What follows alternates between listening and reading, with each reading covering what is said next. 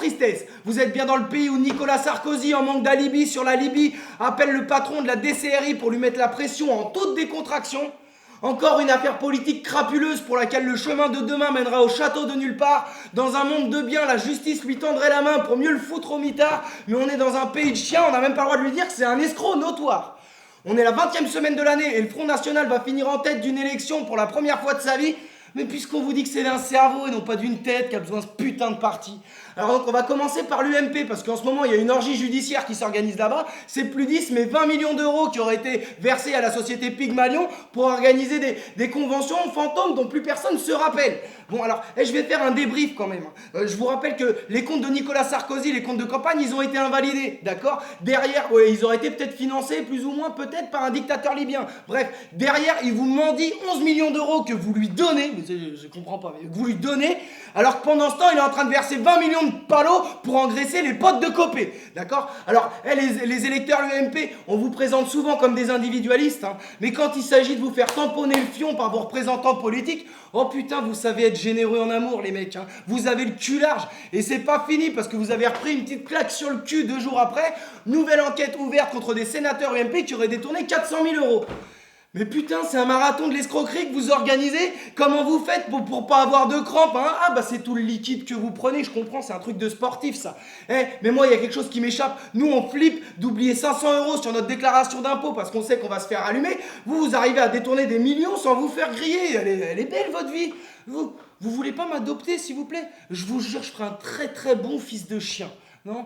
Bon, également cette semaine c'était les élections européennes. C'est pas moi qui vais te dire pour qui voter, hein, parce que quand il s'agit de mettre un croc dans un steak avarié, chacun prend ses responsabilités, mon copain. Tout ce que je peux te dire, c'est que les anti-européens primaires, là, c'est un truc de beauf qui a pas connu la guerre, d'accord? Je vais te faire la genèse de l'Union européenne. Alors c'est après la Seconde Guerre mondiale, 45 millions de morts quand même, hein, donc c'est quelques parties de Call of, si tu veux. Il y a des mecs qui ont décidé de se réunir, genre Robert Schuman et je sais pas qui, on s'en bat les couilles, ils vont pas sortir un album, ceux-là, et ils disent bon, l'être humain est incapable de vivre en paix. Quelle est son obsession? C'est le fric. Et bah bon, on va mettre des intérêts économiques en commun entre les pays qui peuvent se faire la guerre. Et comme ça, ils resteront tranquilles. Donc arrêtez de sous-estimer la beauté de cette arme de paix, d'accord? Elle a quand même plus de charme que la bombache. Qu'on soit d'accord. Ouais, mais moi je suis contre la mondialisation. Mais on est en 2014, putain, t'es con quoi? Tu vas fermer google.com et laisser google.fr, c'est quoi ton projet? Non mais au moins l'espace Schengen, faut remettre les frontières. Et écoute-moi bien, et moi y a pas grand chose qui me fait me lever parce que mon canapé il est moelleux, d'accord? Mais mes week-ends d'Adam, tu touches pas, c'est sacré mon copain, là je vais me foutre en rogne. Que ce soit clair.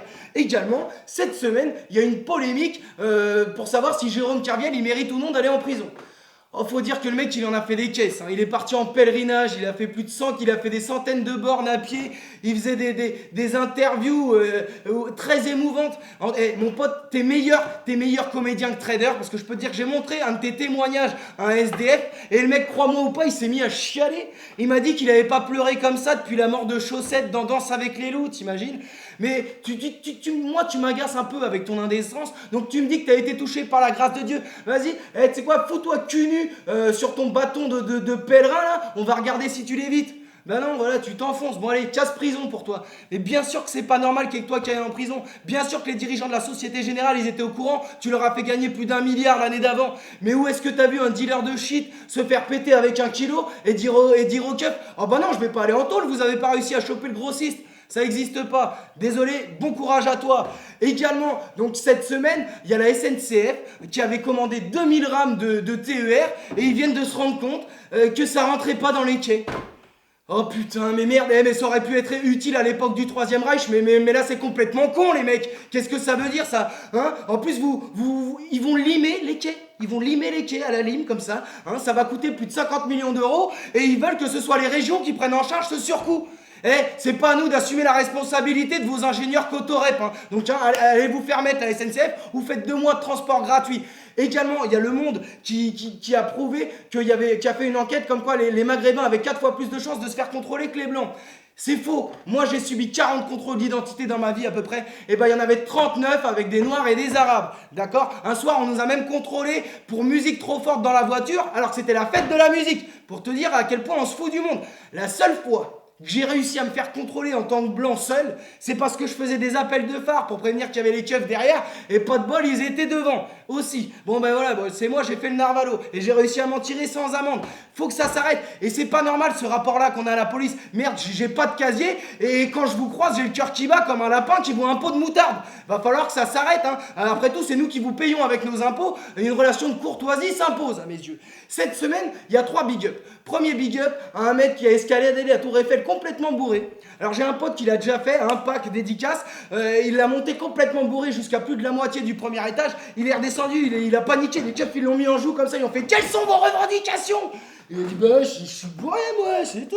Ouais, c'est bien, faites attention quand même, c'est dangereux. Également, il y a un braqueur, il a rien trouvé de plus malin que choisir la seule caisse où il y avait un homme. Le mec faisait de la boxe taille, il s'est pris coup de poing Kimura, il s'est retrouvé la joue contre le carrelage. Il a dit: oh merde, je suis bon pour 5 piges. Bon bah c'est bien, t'es lucide et tu sais compter, c'est peut-être le début de pas la fin pour toi. Enfin, il y a un mec qui se faisait courser par les keufs et tout, il courait, il a couru, il a rien trouvé de plus con que de monter dans un arbre. Il est resté perché pendant 5 heures. Mais c'est pas un chat perché, t'as rien compris aux règles du jeu, toi. Encore un qui va finir au Newf. Pour conclure, il y a la Belgique qui est en train de légiférer pour interdire le gaspillage alimentaire. Qu'est-ce qu'on attend pour être moins con? Moi j'ai conscience que ce que je fais ça sert à rien, mais comme l'a déclamé Cyrano, qui avait du nez et du panache, que dites-vous, c'est inutile? Je le sais, mais on ne se bat pas dans l'espoir du succès. Non, non, c'est bien plus beau lorsque c'est inutile. Allez, bonne semaine de merde les copains.